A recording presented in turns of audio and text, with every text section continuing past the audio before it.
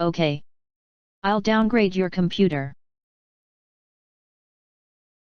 This was quite a few years ago, but I used to do IT for a company that was suddenly experiencing rapid growth. This meant many new employees got new out-of-the-box computers, but it also meant it was hard to always be fully stocked. But the shipping was quick and they basically ordered the exact number of computers required to fill new employee needs. Employees before this obviously had computers that may be a couple years old. This story will feature one such employee. People involved: me and Excel.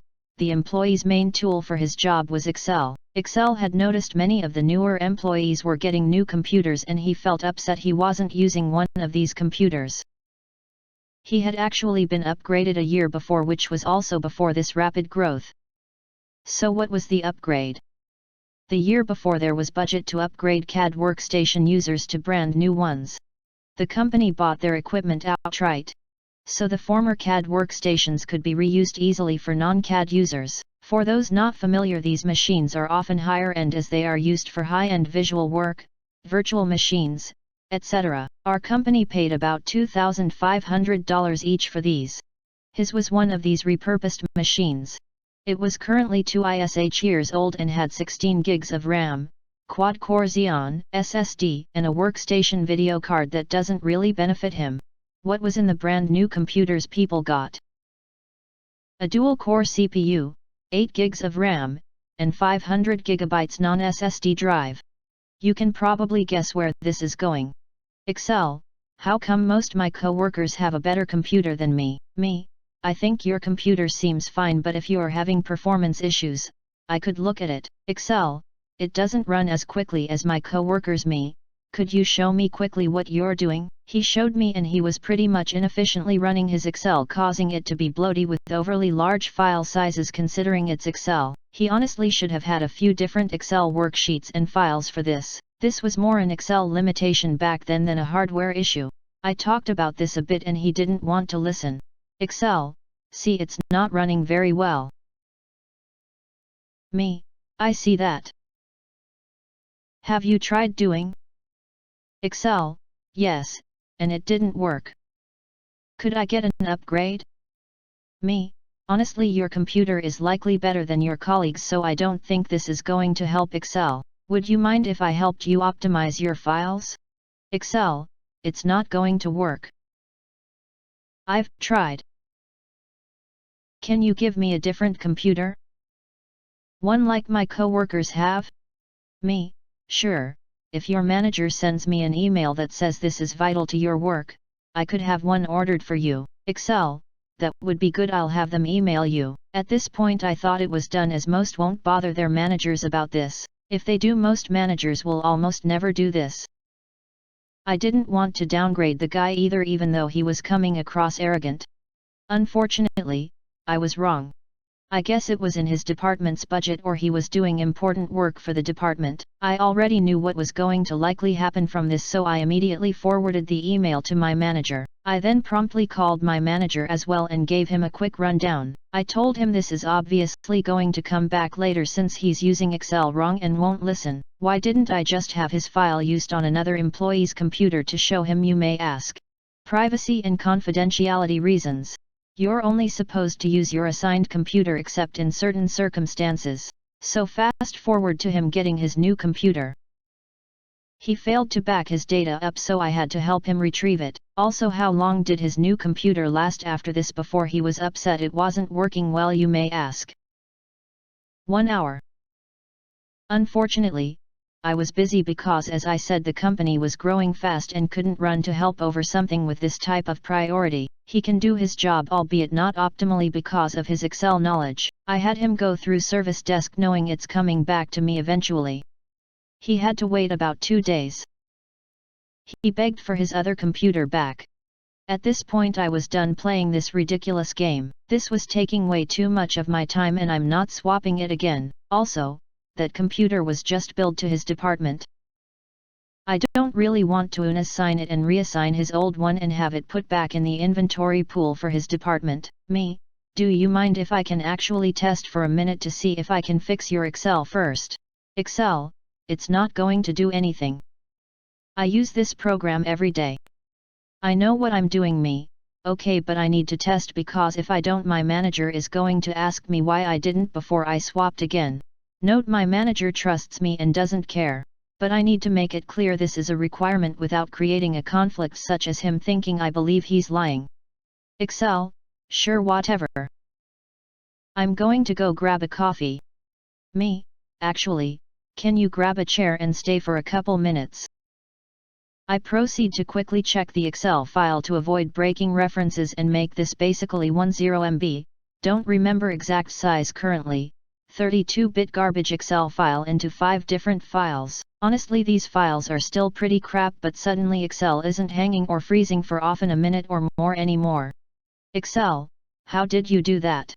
Is there any way you can combine the files for convenience? Me, I think you should keep the files separated. When a file gets too bloated, Excel struggles to handle them. At this point about half of his department is looking at us.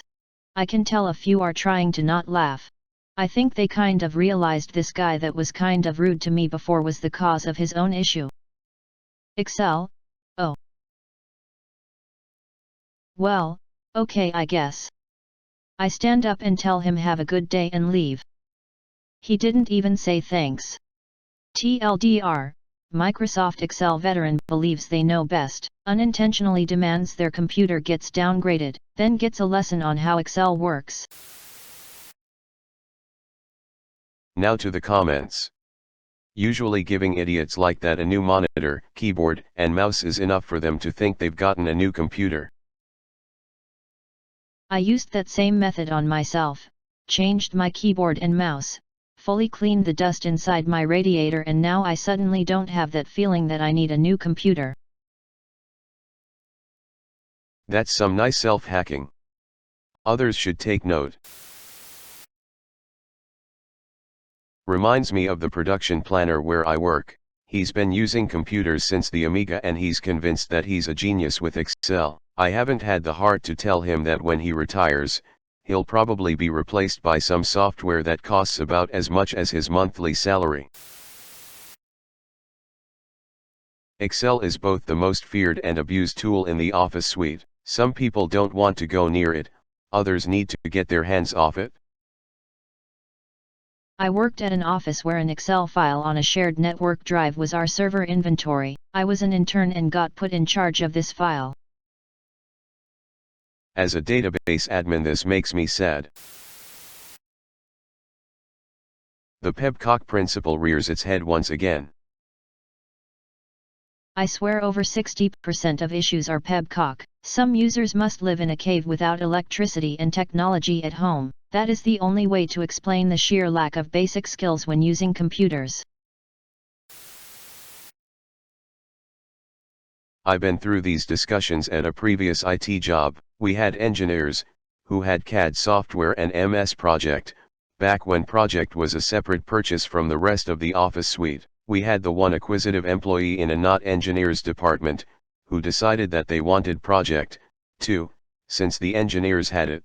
My boss said sure, just send your boss an email explaining what Project is and how it will be used in your work, then have them forward me their approval for the purchase.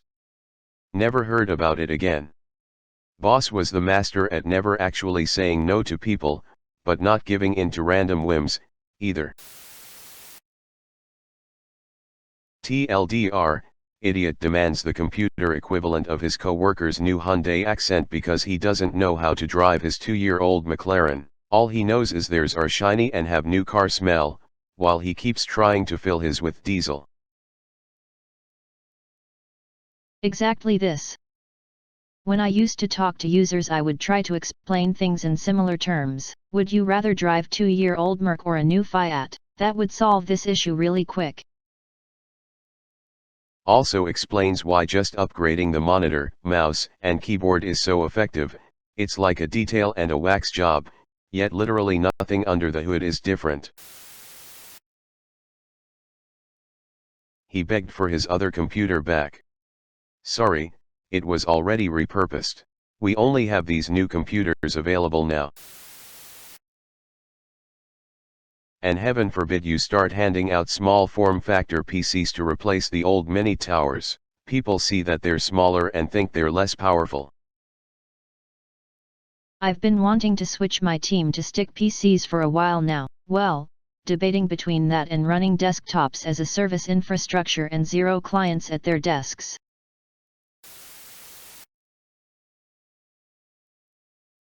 I feel this. Coworker, who thankfully recently quit, had this same attitude. Link to link to link to link caused massive slowdown. I took the end result and copied it to a new workbook, didn't really need the history of steps beforehand. Lo and behold, Excel flies.